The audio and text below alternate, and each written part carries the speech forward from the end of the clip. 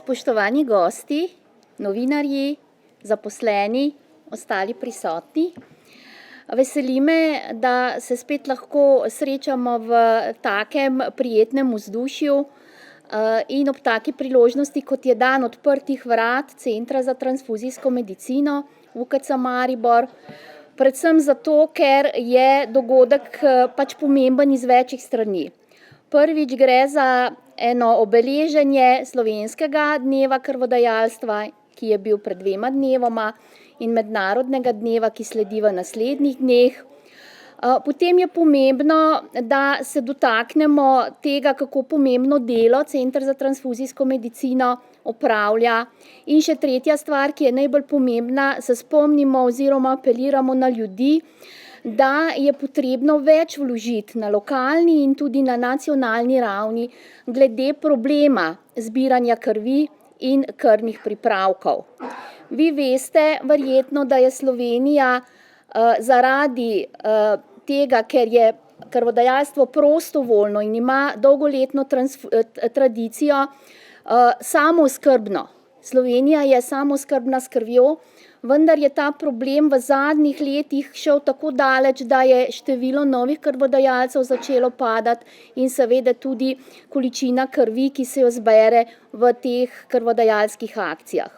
In temu nekako moramo iti nasproti in preprečiti z vsemi nekako manevri, ki so na razpolago, nekaj lahko naredimo sami, apeliramo na ljudi, da se vključijo med krvodajalce, mogoče bolj nagradimo tudi te stare krvodajalce, ki so v sistemu že številna leta. Seveda ne moremo preprečiti, da imamo bližino Avstrije, ki nam določeno število krvodajalcev pač ukrade, da tako rečem. Tako bi rekla, da je tak dan odprtih vrat namenjen tudi temu, da poskušamo ljudi spomniti, da smo živeli v socialističnih časih, kjer je bila empatičnost, požrtvovalnost in skrb za sočloveka nekaj vredna. Krvodajalstvo je najvišja oblika humanitarne pomoči in poskušajmo jo ohraniti takšno, kot je bila. Zdaj me veselijo ti novi podatki, ki kažejo, da se je nekako število krvodajalcev zdaj v začetku letošnjega leta začelo povečevati. Upajmo, da se bo ta trend nadaljeval tudi do konca leta. Izkoriščam priložnost, da se zahvalim vsem krvodajalcem, ki pač sodelujejo v tej dejavnosti in rešujejo življenja s tem, ko redno darujejo kri. Zahvaljujem se osebju Centra za transfuzijsko medicino, zlasti gonilni sili tega projekta naše inštitucije, dr. Kavaševi, ki številna leta skrbi za to, da opozarja tudi na negativne strani tega, da nam pač število krvodajalcev upada. In zahvaljujem se vsem, ki boste v prihodnjih dneh, letih sodelovali v tem projektu. Hvala lepa.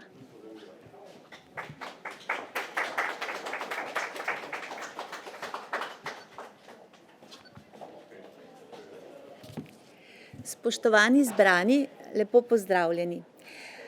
Danes praznujemo praznik slovenskega krvodajalstva, ki je spomin na ta dan leta 1945, ko smo v Sloveniji zbrali in konzervirali prve enote krvi. 8 let kasneje, marca 1953, je potekala prva organizirana terenska akcija v Zagorju pod okriljem in organizaciji Rdečega križa Slovenije, ki nam vse od tega dne naprej stoji ob strani in brez čigar pomoči ne bi zmogli.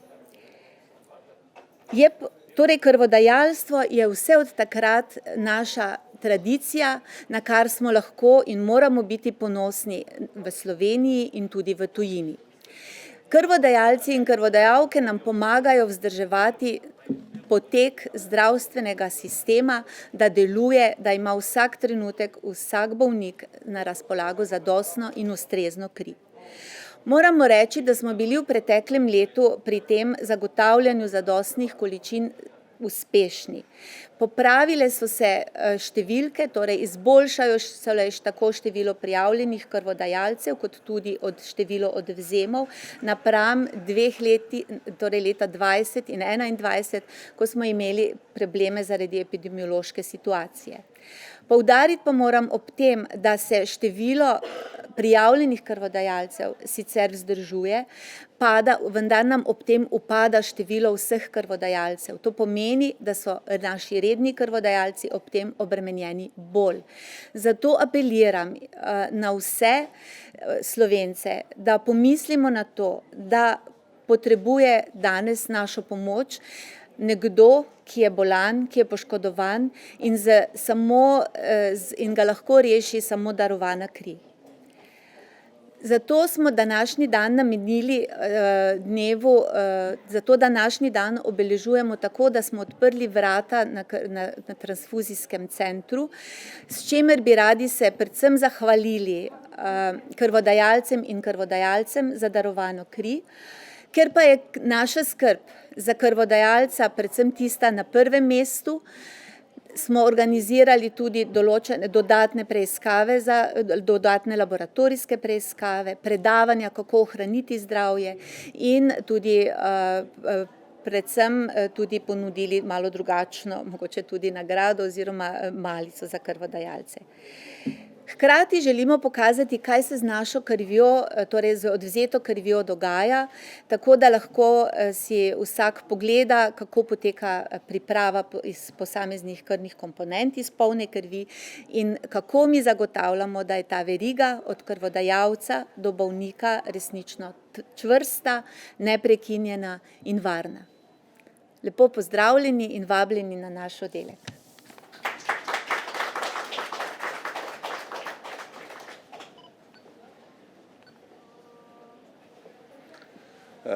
Lep pozdrav medijem tudi v mojem imenu. Rdeči križ je tisti, ki v Sloveniji že 70 let neprekinjeno organizira krvodajalske akcije in s tem omogoča, da zdravstveni sistem pridobi zadostno količino krvi, ki je potrebna za kvalitetno, moderno zdravljenje ljudi, ki jo potrebujejo. To delamo v partnerstvu z organizacijami iz zdravstvenega sektora, ki kri odvzemajo. Na našem koncu je to Center za transfuzijsko medicino, s katerim imamo vzpostavljeno dobro kooperativno sodelovanje, v katerem poskušamo nagovarjati vse tiste izzive sodobnega časa, ki se vedno bolj pojavljajo. Predstavljeno je bilo že nekaj podatkov o tem, koliko časa in kako zbiramo kri. Potrebno je povedati, da kri potrebujemo vsak dan v letu in zato zadostne količine krvi, zato je nujno organizirati krvodajalstvo na način, da se kri redno zbira, da se zbira tako na terenskih akcijah kot v Centru za transfuzijsko medicino. V sodobnem času pa stremimo k temu, da bi sistem zbiranja krvi še prilagodili sodobnemu človeku in njegovim potrebam in potrebam časa. Tukaj vodimo intenzivne diskusije, ravno zaradi tega izziva, ker velike generacije krvodajalcev sedaj prihajajo v starost, ko krvi več ne morejo dati. Populacije so pa vse manjše novih krvodajalcev, tako da tudi če smo mi zelo uspešni v Sloveniji pri nagovarjanju novih krvodajalcev, vseeno to posledično pomeni, da se bazen krvodajalcev manjša.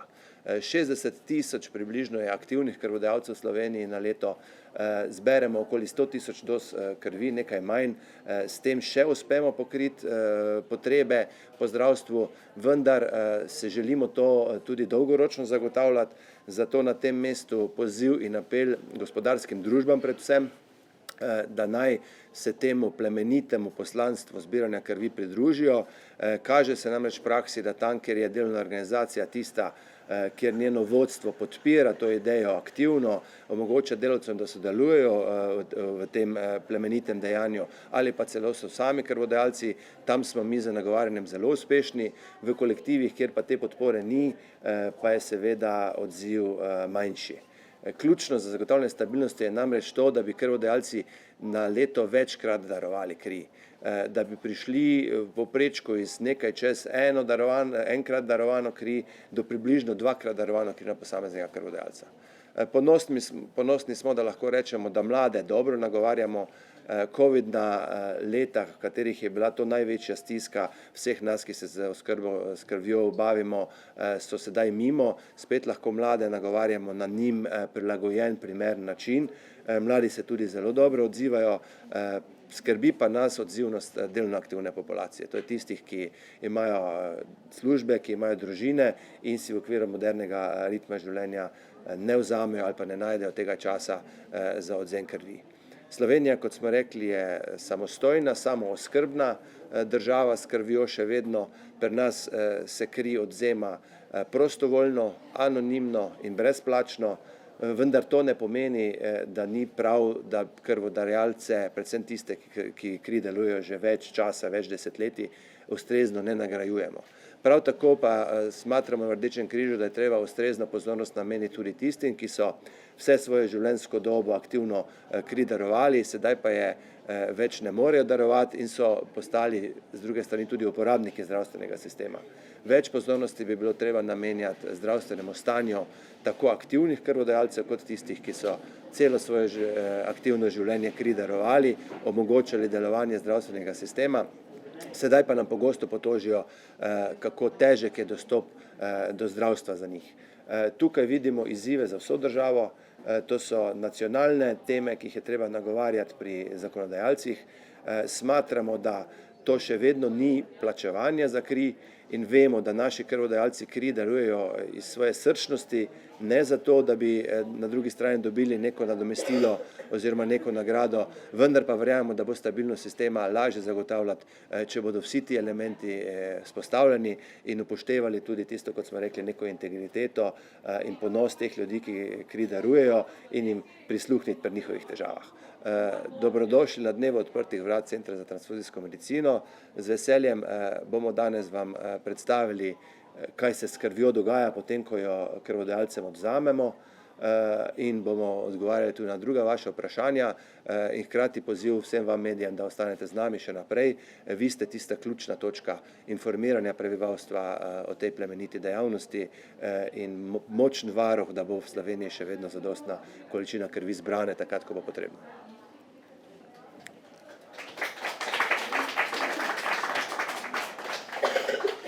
Kolikor so kakšna novinarska vprašanja, prosim, sicer pa tako kot rečeno posamične izjave v prostorih Centra za transfuzijsko medicino. Mogoče kakšno vprašanje? Mogoče o trenutnih zalogah, pa kakšne bi naj bile spodbude države.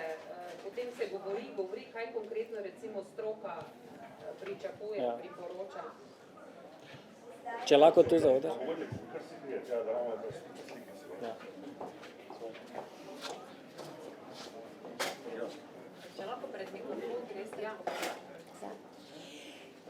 Trenutne zaloge krvi so zadovoljive. Vseh krvnih skupin je trenutno dovolj, vendar, kot vemo vsi, so naše zaloge zelo krhka zadeva, odvisne niso samo od nas, kako za to skrbimo, ampak je predvsem odvisno od pacientov, ki kri potrebujejo. Kajti, če pomeni, da smo v tem trenutku še zadostni, smo lahko že jutri ob nekem zelo zapletenem bolniku ali več celo bolnikov, lahko se to popolnoma spremeni. Zato, kot je rekel že gospod Dolinšek, je potrebno vsak dan znova preverjati zaloge in skrbeti resnično za to, da je dotok sveže krvi vsak dan zadosten. Poleti je ponavadi primanjkuje, mogoče poziv, da ljudje pred dopustom vendarle še opravijo mogoče to.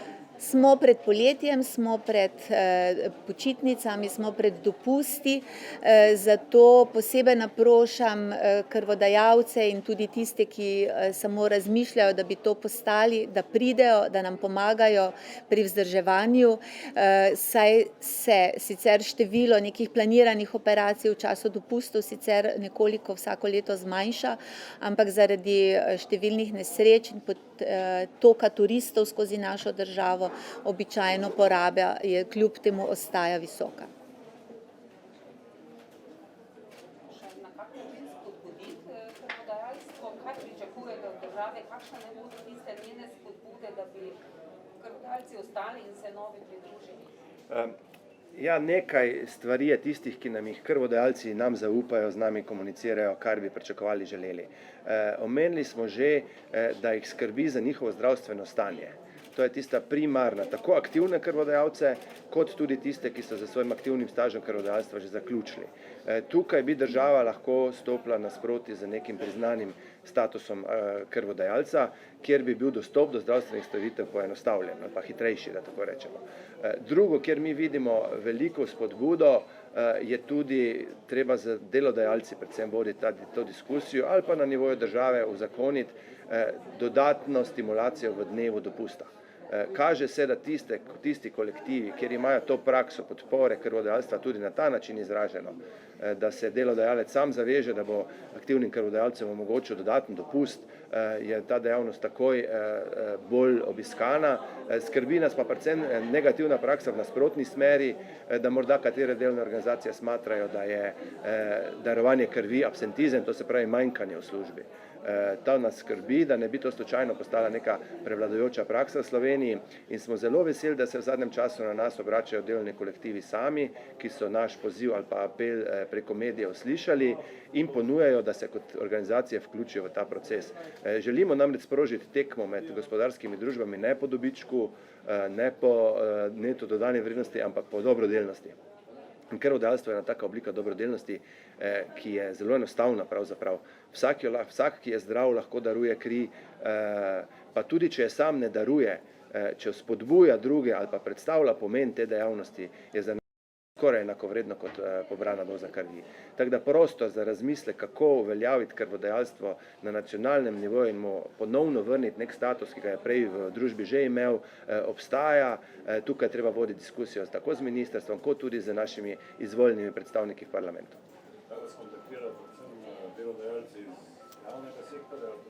Iz privatnega sektora. To pa moramo omeniti, da želeli bi si neprimerno večji angažma javnih zaposlovalcev.